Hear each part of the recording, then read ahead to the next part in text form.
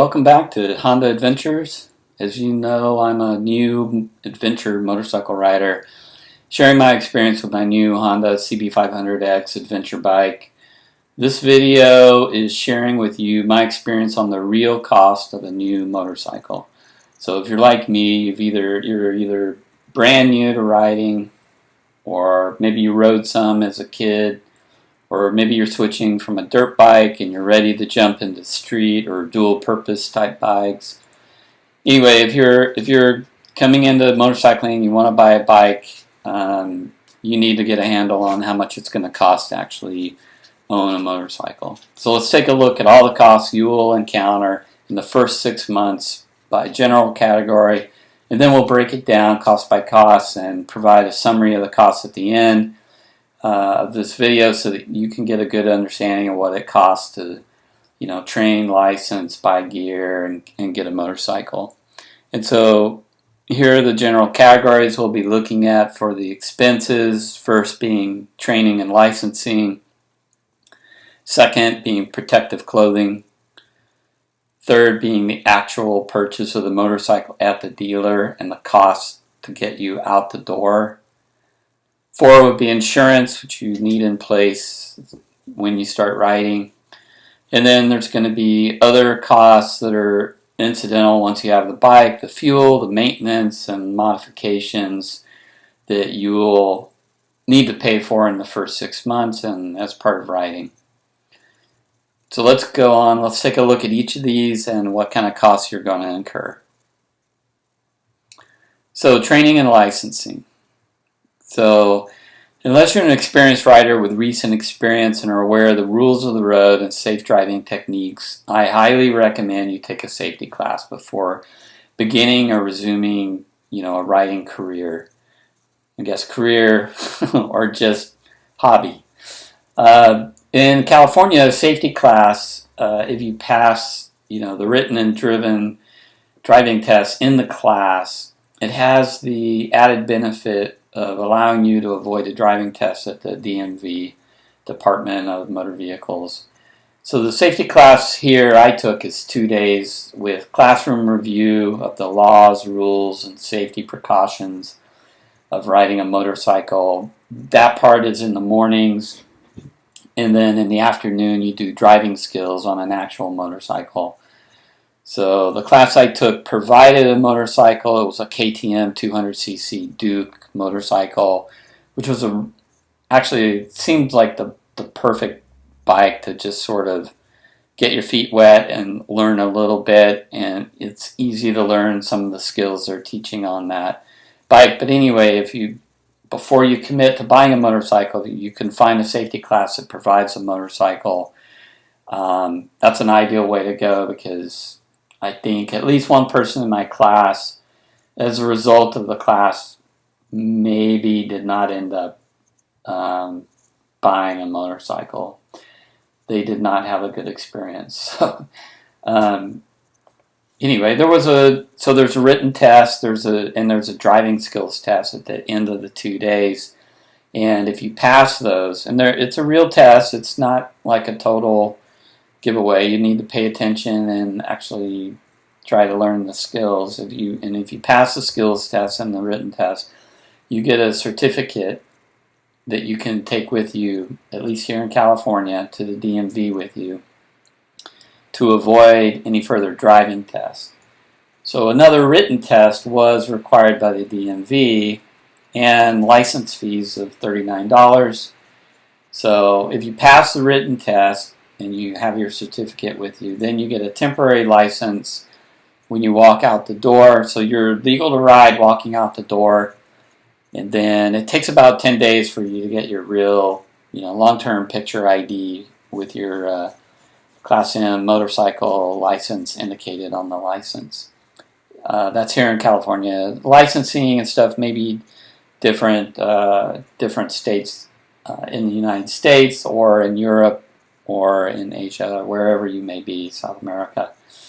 Anyway, the total training and licensing for me came to about $389. Protective clothing, so if you've decided to move ahead with purchasing and riding a motorcycle, then protective clothing is highly recommended, especially for new riders. Accidents and even just tip overs happen, and more frequently with new riders. It even happened in my safety class when we were all just learning. I mean, a few of the drivers, they laid their bike down, and it just happens. And so anyway, be prepared by wearing good gear that protects your body. And the only safety gear absolutely required by law here in California is a DOT certified helmet. I think in other states in the United States, there's no specific clothing requirement, but like I said, I highly recommend it. So the pieces of clothing that I purchased for riding were gloves. So if you go down, you definitely want to protect your hands. You stick your arm out when you're going down, and your hands are going to be the first part of your body to hit the ground a lot of times. So you want gloves, an armored jacket. Highly recommend a helmet. That's the most important piece of equipment you can get. Riding pants, I did not, because I use heavy denim jeans. Right now I may purchase some riding pants in the future, but right now I did not buy riding pants. And boots, which is great for foot and ankle protection.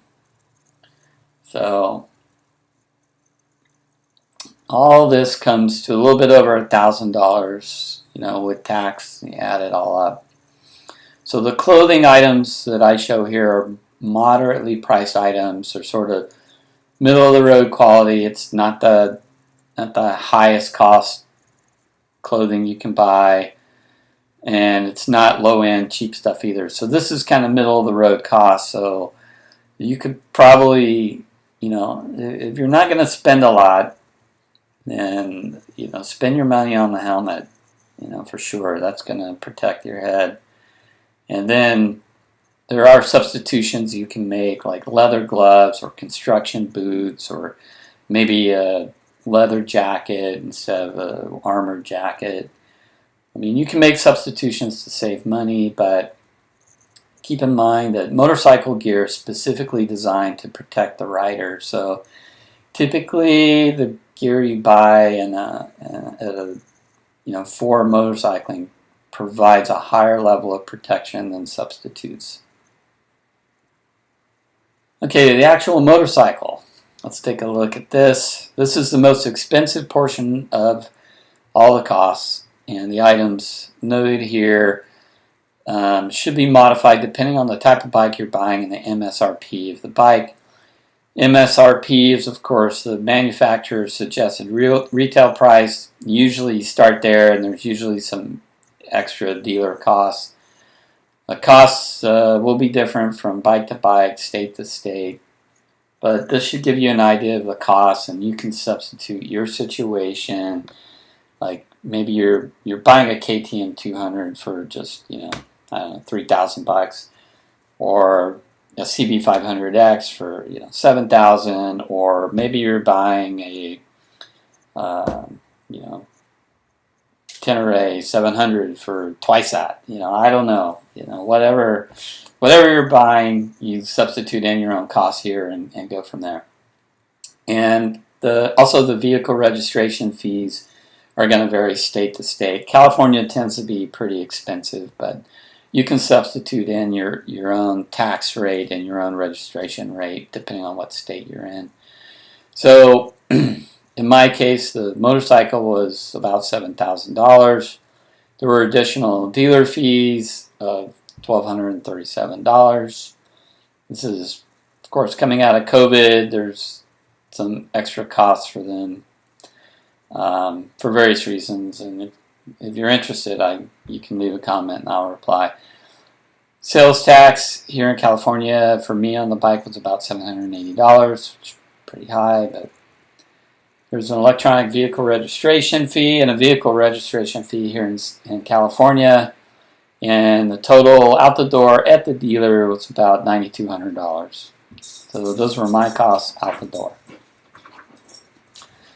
Okay, other fees that you might encounter include insurance for the motorcycle, maintenance, and tools and modifications you purchase for the bike. Now, California is the highest state for insurance at a cost that's about 50% higher than even the closest state. Next highest is about $100 a month. Here it's $150 a month average. So I think mine's even a little bit higher than that. So all other states are generally $30 to $100 a month. So your first maintenance, it was 600 miles for my bike. Includes oil and oil filter change, because basically the oil can collect some debris when you first start running it in the break-in period. My break-in period was about 300 miles, but I pretty much took it easy on it for 600 miles. And so they also adjust and lube the chain, which can also loosen significantly as you're breaking in the bike. And so that was good to get done. So anyway, those can add up. So total summary cost of a bike, training and licensing about $390. Protective clothing a little over $1,000. The motorcycle itself, substitute in what you think yours is going to cost. And for insurance, about $900 for me. Number 5, typical fuel, maintenance costs, etc. For a little over $12,600 total for first 6 months. And that'll go up a little bit depending on what kind of mods you do in the first 6 months, like whatever, adding USB, switching out your pedals, putting some bark busters on, whatever you might do, you need to add those mods in. I just sort of estimated about $1,000 here in this video for all of those items in the first 6 months. You can substitute in what you want. Cost out the door of new motorcycles from a dealership can range all over the place, from probably less than $5,000 to maybe over $30,000. So you need to substitute your motorcycle costs in here too. I think you can also potentially save money by buying a used bike, which will cut down on dealer fees, taxes, and other costs. But you have to substitute in your own situation. So good luck to everyone, and hope to see you on the road. Please give me a thumbs up and like this video if the content was helpful, and subscribe to check out my future videos on increasing my skills as an adventure rider, making modifications to my bike, and a little bit about my rides here in the Bay Area of California. So we'll see you out there on the road. Please don't drink and drive. Be safe. We'll catch you next time.